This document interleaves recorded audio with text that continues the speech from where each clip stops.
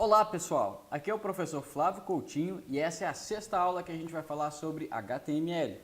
Nela a gente vai falar sobre campos de formulário, como que a gente pode permitir que o usuário digite ou escolha alguma coisa na nossa página. Vocês já viram quando o usuário pode, por exemplo, escolher o sabor da pizza que ele quer, quando ele pode, por exemplo, digitar o próprio nome? A gente já até vem usando um elemento que a gente vai ver ele bem detalhadamente hoje, que é o input. A gente também vai ver como que a gente pode colocar validação nesses elementos, de forma que, por exemplo, a gente faça com que certos campos sejam de preenchimento obrigatório, ou que eles tenham que ser preenchidos com um certo formato. E por último, a gente vai ver como é que a gente pode estilizar esses tipos de elementos HTML. Então vamos lá.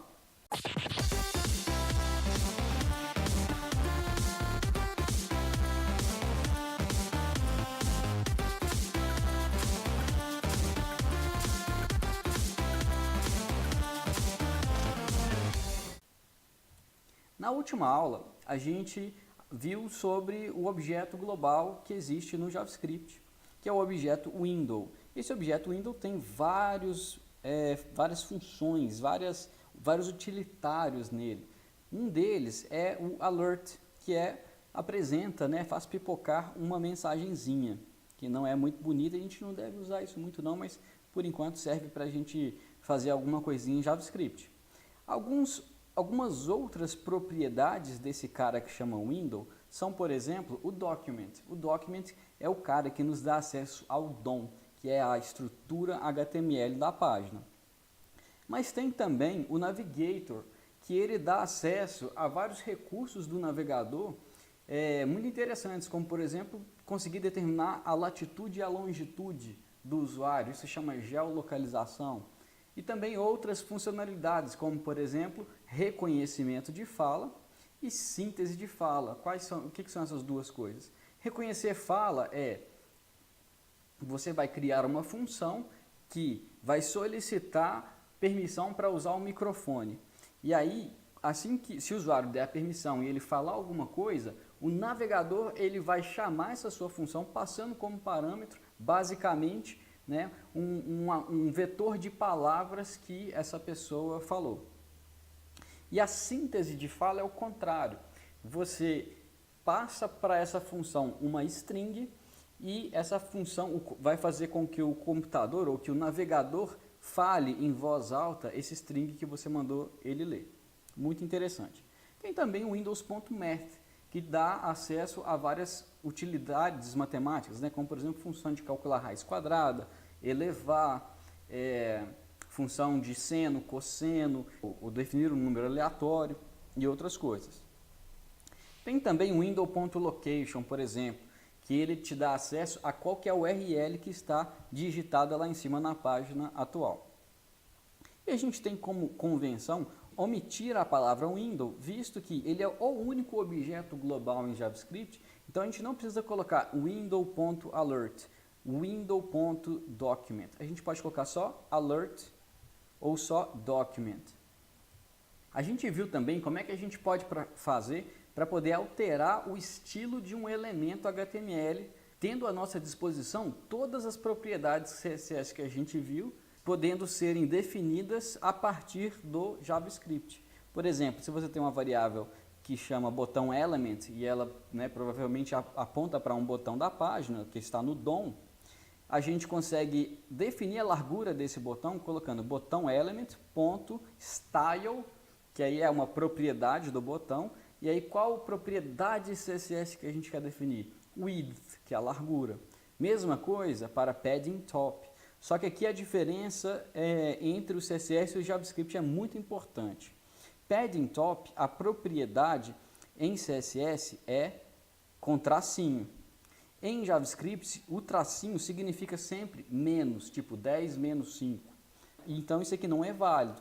Quando a gente vai, entre aspas, converter, ou chamar uma propriedade do CSS a partir do JavaScript, a gente usa a notação camelo, que é engolir o espaço e colocar a inicial da próxima palavra em maiúsculo. Então, background, tracinho color, vira background color com Czão. Margin, que é só uma palavra, vira margin mesmo. Border radius, que são duas palavras, vira border sem espaço nem tracinho, radius com R maiúsculo. Também vimos na última aula alguns eventos relacionados a mouse. Por exemplo, eu tenho uma div e eu coloquei alguns eventos nela. E aí eu posso brincar com isso aqui, ó. Eu vou clicar aqui dentro, aí é disparado um evento que chama mouse down, significa o botão do mouse foi abaixado. Agora eu vou largar. Aí aconteceu o evento de mouse up, ou seja, botão liberado, e a combinação desses dois caras dá um evento de clique. Então foram 3 eventos que aconteceram aqui. Agora reparem que interessante. Eu vou arrastar daqui de fora da div e vou levar lá para dentro e agora eu vou soltar. Só tive um mouse up. Por quê? Porque o mouse down aconteceu fora da div, que é em quem eu registrei o evento. Da mesma forma, eu posso começar um evento de mouse down aqui e levar ele para fora. Eu não tenho nenhum mouse up, nem o clique, que é a combinação dos dois. Temos também o mouse over e mouse out. Mouse over é chamado assim que um evento entra no elemento. E a cada movimentaçãozinha do mouse que acontece lá dentro, mexer um pixel que seja, o navegador fica chamando esse evento de mouse move. E assim que você tira o mouse desse elemento, o navegador chama o mouse out. Só para a gente ter uma ideia do JavaScript, aqui eu simplesmente peguei a div que contém, né, esse ID conteúdo, que é a única coisa que eu tenho aqui no meu HTML, dentro do meu body, né? Coloquei o evento de mouse over, coloquei o evento de mouse move e coloquei o efeito de mouse out.